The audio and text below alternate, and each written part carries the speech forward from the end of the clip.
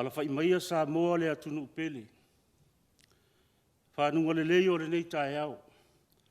I le alofa ma le anga le leo le atua.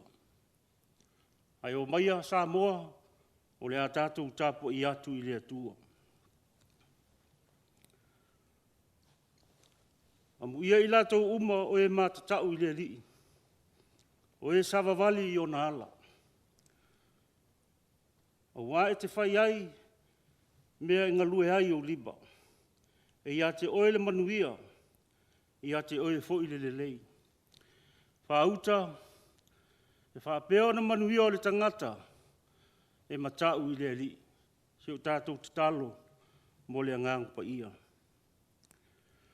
Lo mātou atua pa i ai. O whanau nau atu lo watu nuu i le nei Taeao. O lana osi ngā taulanga i lau fio. E sula ina lo alofa, ma lo wha mauni ia i mātou. Ai o le mātou Tapuaiga i whaia fua. Pe au noa ma le whātasi mai o lo nganga. O mātou wala watu i le awa ma le mi ngau e te tau ai. Ne ia au ina mai lo nganga pa ia. E te papati soina i mātou. Au mātou Tapuai atu i lau fio. Ia o mātou whaia le nei Tapuaiga i le wha maoni lava. A ia wha sirisiri na aile vi inga o e lo mātou atua. O no lo lava suafa Iesu lo mātou alii ma le wha aola. Amen. Tātou pese atu i le vi inga o le Taeao.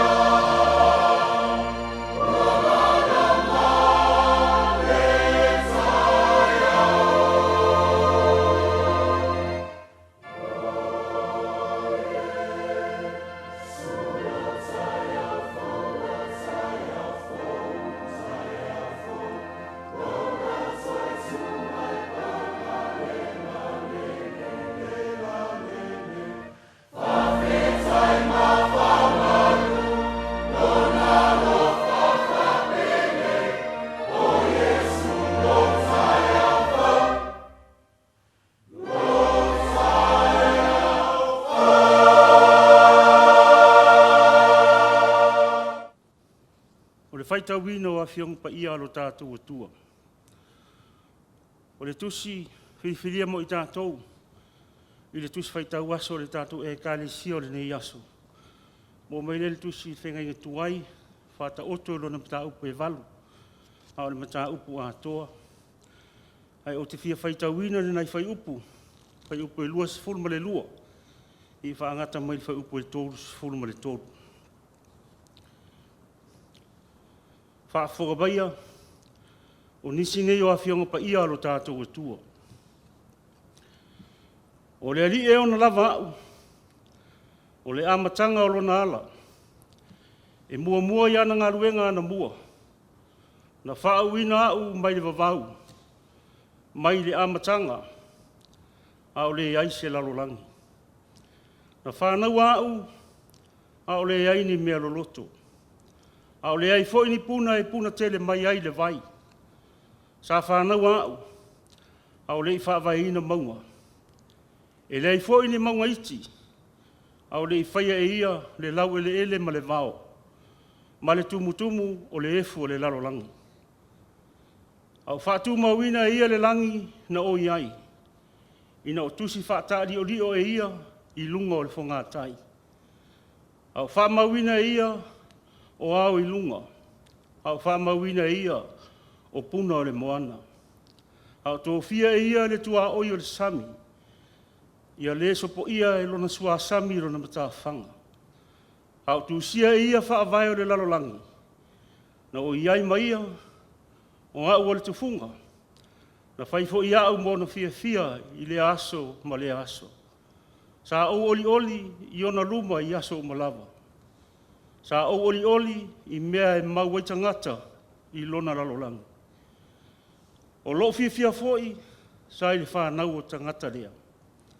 O le nei, le whanau I, whanongolongo mai ia I a Taeao. Amu ia lava I nātou o e tausi I o wala. Ia o tau whanongolongo I mea e awa o atu. Ia o tau popoto ai, au a foi le te ena. Te whamanuia mai le atua, e ala le tātou whaitau ma whanongolongo ia nā whionga pa ia. Tu mau atu ia te ia nona lava vi inga, nei e whaavavau. Amen. O le launga le suafa ma malu o le atua le tamā, le alo, ma le angang pa ia. Amen. Le maua le matua o le launga, tusi sa whaitauina, whata oto mata upu e valu. Whai upu e lua se fulu ma le lua, se vahenga o le whai upu e lua se fulu ma le iwa. Whai upu e tōru se fulu, ma le tōru se fulu ma le tas. E whapea lona whaitauina. O le ali e ona lava au, o le amatanga o lona ala. E mua iana ngaluenga ana mua. Au tu sia ia whaavai o le lalolangi. Na o iai maia, o au o le tufunga. Na whaifo I au maona fia. I le aso ma le aso. Sa o oli ona luma I aso umalava. Sa o oli I mea e mauai tangata I lona lalolangi. O lo fia foi, sa I le whanau o tangata lea. O le manatu au tu o le vai aso, ata mai, wisdom. A le manatu o le nei aso, e tusa ma le whaasinonga le tusa whaitau aso. O lo whaapea mai, o le ata mai I le amatanga. O le ata mai I le amatanga. Wisdom at the dawn of time. O le tala le ke nese, na whaia le tua le langi, ma le lalolangi I le amatanga. Ma mea umalava o iai, e o lava I tangata. O le ata mai foi ma le poto, o le whitalainga foi, ma le upu, mai le fofonga o le atua. O no nganga foi na ngao ioi, o mea ia na tu whaatasi e le atua. E a matai mea ua ia fina ngalo iai. I le tusi o whata oto sa whaita wina, lea ua avea mamanatu ta iala I le nei Taeao. O lo au mai ai se whata ua, I le mata upu I le ata mai po le poto. Le poto e whaamatala ina ai le soifua. E ola ina le tangata. E tusa ma le whaasino manga le atua. O le whaasino manga lea le atua. Mo le manuia o le tangata. E le ngata i le olanga nei. Whaapea le olanga atadi. I le mta upule nei valu. O lo au mai e Solomona. Fōlinga o le poto. Whaapei o se tamaitai. O lo ave ai le poto. Ma whaila unga i mga ala. O lo tū o ia i mea maurulunga. Ma tawhatafa o ala. E wala au mai tangata uma. I le aise mea lilo i ana fionga. E sao ma moni ana upu. Mo e ua maua le whautauta. E siri ona le lei le ata mai i lo le auro. O le nātura o le poto o lo alanga. E tā ua i le tūlanga. Ua whaapei ai o ia o le pae ma le auli. I whaafi tā uli o le o langa o aso uma. I le tūlanga mga ala. O lo whailoa mai ai le tele o whaafi tā uli uma. O lo awhi ai le o langa o aso uma. I upua le poto o lo alanga. O lono winga. O le poto o lo alanga i mga ala. O le atua lea. Malona si fofonga whetalai. I au mai le tali i whaafi tā uli uma. O lo awhi ai le tangata i le o langa o aso uma. A le whisiri. Ai se ua whetalai ai le atua. O lo whaatusa i le poto. Le tusi o whaata oto. I mga ala i aso uma. A wafo i o le pito la au lea le atua. I ona tangata whiriwhiria. Na te letu ua ona tangata i a pā watu i le leanga. Ma pule ai leanga sala. Ma le li o le lalolangi i o lato uolanga. O le whailonga foi. O lona alofa i ona tangata.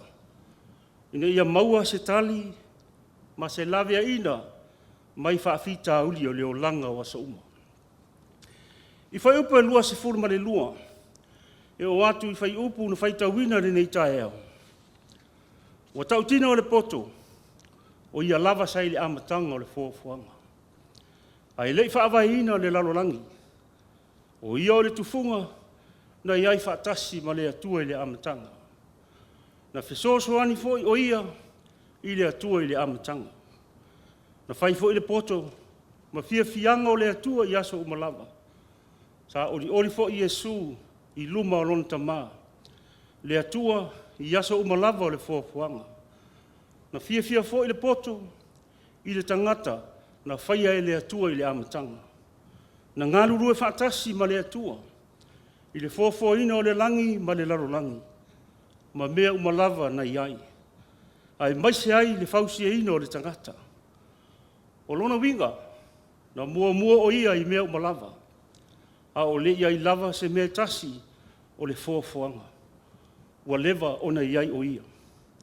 A whaila o lea, o le whesiri la, o ai le ata mai se le amatanga. O le tali, o le atua lava. O le ata mai leo le atua se le amatanga. E le iwa aia e mata o le tangata, a ua o le mana lava ia o le atua, na mua i mea umalava. Na mua i maunga, o vai ma le vao. O le whanua fōi ma le sami, a toa mona tua oi. Na mua i mea loloto, o ai la se tusa maia i le nei lalolangi. A lea ua feta lai manino mai le poto o le atua i tangata uma. Ni i lato na ngona ina mai loa, o ia lava sai le amatanga. O tau tino mai lava e le poto, e pei ona whai mai le tātou matua. A o tūsia e ia whaavai o le lalolangi, na o iai maia, o au o le tufunga, na whai fo ia au mona fia i le aso ma le aso. Sa o oli foi, i mea e mau tangata i le lalolangi. O lo fia foi, sai le whanau o tangata lea. Sa mo ae le atu nuu peli, ma lou wana whai mai le nei Taeao fōu. O lea ua alanga le poto, ma wala au mai i a te oe maa. Ua whamanatu mai o tātou te ute, ma le tātou wala awina e ao na whai. O le alea. E ao na tātou whawhetaia le atua. O ia o le atua moni. O ia o le amatanga o mea uma. O ia o le poto, o le mata i sau ma le tufunga, o le fuafuanga o au. Na ia fuafuaina lau soifua ma la uola. O lana pule e mamana, o lana pule foi e mamanu iai lava singa uma o le nei aso. O Yesu foi, e sili atu rona tāua, na i le ouro ma a rio, ma tāua uma o le lalolanga. E le ma whātu sa tu sa ina, le poto i se isi lava mea whātu sina le lalolanga. A wā, whai mai le tala le poto. O le matau i le atua, o le amatanga o le poto. E ino oina foi le poto i e a mi o le anga, i le tangata wha maua lunga. Ma le whasau sili, ma wa ai maua lalo i le isi tangata. Ai amu ia lava le tangata, ua na maua le poto. O le tangata le nā, ua na maua le ola i whaavavau. Ua wheta lailo tātu ua tua. O le poto e sili o na tā ua, ma o le whaavai au tū lea. O se whaavai lea e whausi ai, leo langa a toa. A tonu na whaasino atu e Paulo, ma Ioane inisi o whetalainga a Solomona. E winga i le poto, na ia whaamatala ai le iai o Keriso, i le taimina fōfōina ai le lalolanga. E pei o nā awa o mai Paulo e le kale sie korose. O ia o le whaatusa o le atua, e le vaia, o le uru matua o mea umalava ua whaia. A wana whaia ia o mea umalava. O mea i le langi, pa mea i le lalolangi. O mea o vaia, ma mea e lo vaia. O nofo alii, ma li sili, ma whai pule, na whai e ia mea umalava, na whai foi mo ia. O ia foi o leo nuai o mea umalava, ro whātu mawina foi mea umalava i a te ia. Ina ia wha mawhana whanaina o lato loto, o wha so ina i le lofa. Ina ia maua i le o loa uba, o le mauti noa i le loto matala. Ina ia i loa le lei, le mea lilo a lea tua, o ke riso lea. O ia te ia le o loa uma, o le poto a toa ma le malama lama, ua lilo ai. O le tusia Ioane i whaalinga, ia e tusi foi le ngā ngelu o le kale sia o i latukaia. O mea nei ua whai mai ai le amene. O le moli maumoni, mo le whamaoni, o le amatanga o mea na whaia e le atua. O lea ua whailoa mai le poto. O whata atia mai le ala fua e au na tātou sava vari ai. O tau le whanau, whalongolongo mai ia i a te au. Amu ia lava i lātou e tausi i o uala. Ia o tau whalongolongo i mea e au atu ai i a te o tau.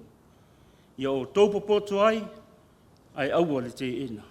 I oe, o le poto ma le whautauta, o le mea alofa siri na au mai e le atua. Na ia iloa ai e le tangata, whetu na i le ola, e manu ia ai, e kale sia ma le atunu. O le poto e pa ia ma mamalu, a wafo i e mamalu le ona le poto. O le poto fo e a mata e le atua, e toe whaiu lava i le atua. I tātu talia nei lo Yesu, le lii, e au le poto umalava i lo loto. A o alu atu i whiau, wha moe moenga uma o le nei aso. Ia mana tua, o lo alanga mai pēr le poto i a te tātou uma. Ni tātou whalolongo pēr ma le manino i lona si ufonga. O na manuia leo mea uma tātou te whai. I tātou sava vali ma le whau tauta. Ma ia whaasili o ia na i le oa le nei larolangi. O leo ia te ia le poto ma le atamai o le atua. E le popole lava. E a o mai tofu tufonga. I tautala o ia ma le poto. E matau foi o ia i le alii i aso uma e le aunua.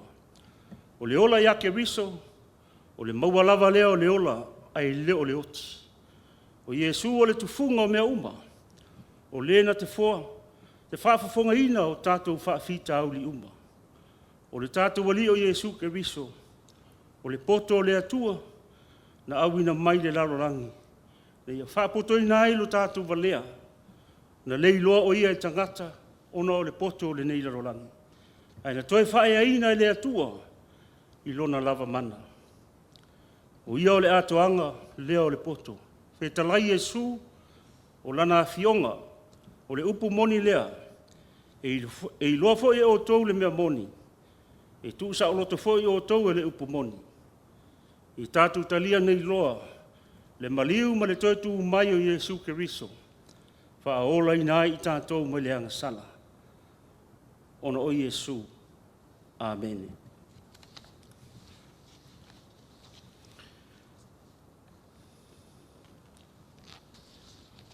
Tātou vivi atu, pesi se lau mareiva.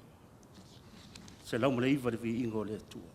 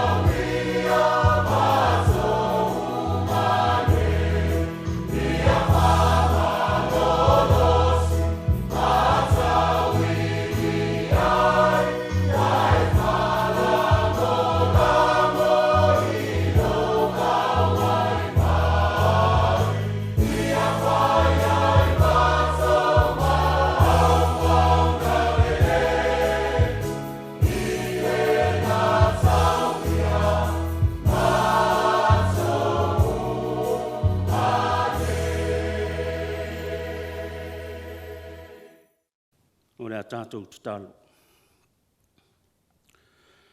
Le atua pa i ai, lo le mātou ta mā siri siri e se. Le atua o le amatanga ma le ngata anga. Whaavavau lava lau a fio le ta mā. Wā lau a fio e te la e le vi inga, ma le mamalu o malava. O lau a fio e le li liu, e tū mau o ana nafi ma le aso, e o lava i le whaavavau. O lau a fio le puno le ola, le malosi ma le atamai. Le afuanga o lo mātou iai le nei lalolangi. Mātou te whaafetai atu ta mā. Wawa e momoli file mu mai le soifua o lo watunu. Ua mawai atu wata o le pongisa. Ua malama le Taeao. Ua e au mai le soifua ma le ola o lo watunu le nei aso fou. O le whailonga o le aso fou. Ma le ola fou e te au mai le tangata. Whaafetai ma whaamanuina lo alofa ta mā. Ua manuia lo watunu.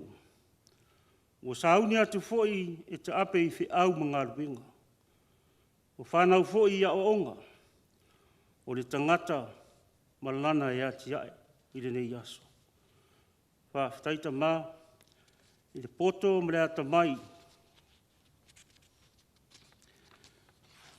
Ua e fōa i mai.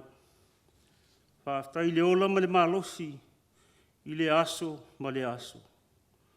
Ua mātou whaafetai le atu wae. Ua wai whaatamau ainga ina i mātou i lau tumu ato atoa.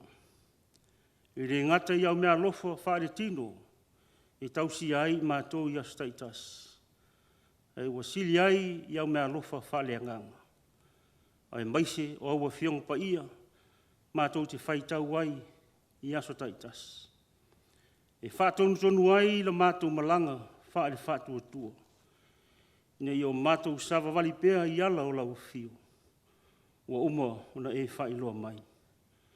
Mātou whaafetai ta mā. Ona lau whaunga ina o mātou tangata whaatau wā. I lau whe au mau ngā luenga. Ai maise o tā leni mā ngā wā ese ese. O ala ia ua e whaamanuia mai ai ia i mātou. Whaafetai loa ngānga pa ia. Whaatonu whalau mai ai i mātou. Ma e whaama i te mele lei mo le mātou wona. Ua mātou whaafetai ta mā. Ua manuia le fōu launga lo watunu mautangata. O le mālo ma le e kale sia so whaatas. Whaafetai le whaamanatu mai o le whiau o le nei aso. Nei a mātou sawa wali ma le whautauta e whaia launga luenga. Ai sili lava la mātou whaafetai. Ono le taulanga na sau nia Yesu Keriso. O lona soifua pa ia. Na maliu matanu mia le tunga mau. Na toi soifua manu malo mai le oti. Na ia whaola ina le tangata ang sala. Ia tu mauatu ia te ia le vi inga. O le whamanu, o le whane itanga. Ma le pulea o au malawa. Nei e o le whaavavau. Le atua mi o tō nui. Ua e sila sila lo watunuu mautangata. Sila fia lo watunuu mautangata. Ua matu atu malangutu leanga. O loto ele elea. O a matu ngaluinga. Ua le atu atoa na whatino ina. O matu mafau whanga. Ua unua malau fio. O matu tatalo tama. Hei e whaapale pale alofa mai. Wha ngano lo watunu. O taitai wha le malo. O taitai wha le kale sia. O taitai o nuu. O taitai o ainga. O mātua. E o lava i nei whanau. Tama. E le tau tō lau ina atu o mātou se. A wai ati lau sila whanga pa ia. Ia i mātou umatai tōtas. E te sila fia lo mātou urufafo ma le urufane. Mātou te talo ta mā. Whaamamaina i mātou uma. Ia mātou langona ina. Le loto fe whaamangaloae. Ma isi o mātou uso atangata. Whaamangalo fo i mātou. Pe a whai o mātou le whaamauni. I tofi matiute. Ua tofi ai i mātou. Awa mailo a nganga. Ina i o mātou i loa na salamo ma le whaamauni. Ia toi avatu i mātou na ia toi whanau fōwina. I ala ia Yesu Keriso ma lona maliu. O lona maliu fo i lea, o lona toto. Na tawhei fo mai le sātauru. Na ia maa ngalo ai anga sala le lalolangi. O e lava o le tamaa whaafonga ta tāloe. O mātou wole atu. ne ia alofangia lo atunu. Alofangia Samoa, o Taitai whale malo, ne ia maua le alofa ma le wha maoni, ma ia wha avai le atua Samoa, e manu ia ai o tangata. Alofangia Taitai o e kale sia ki e siano so fatas. Ma le latou misiona, a wale Taitaina o le ola whale anganga I tutono o lo atunu. Le atu wai, I le nei fo iaso, ua sauni atu lo atunu I whiau mga luenga, ia e alofangia, ma malutia lo latou soifua I so seala, o le au ia iai lo file mu. Alofangia Tapuaiga tamā ma tina mātutua, iai lau wha malolonga, I ua whengai mga sengasi, o le tinu. Le tuai, ia e wha mawhanawhanaina, ia I lātou a whea I whanoanoanga, ono ma futanga motisia, e ala I leoti. Tārasia pēr I lātou, I fuafuanga o le nei vai aso. Wha manuia le aunanga le EFKS TV, le au whai ngā luenga ma I lātou uma wa ngā lului. Le ngā luenga whale anganga, wha I loa tuai laua fio I tangata, alofangia le nei aso. I a mata e laua fio, wha I ue laua fio. O nisi au mātou tatalo, wha tasi matatalo lilo a laua tunuu, ia whaia pe iai lo fina ngalo tamā, ai leo so mātou whātau anau. O mātou taro atu, e ala lava I suafo Iesu Keriso, lo mātou ali ma le whaola. A le manuia ma le file mua lau fio le atua le tamā, o Iesu Keriso lo mātou ali ma le whaola, ma le mawhutanga le motusia ma lau fio nganga pa iai. Ia tu mauma ia Samoa ma le lalolangi umai. Nei se ia o le whawawau lava. Amen.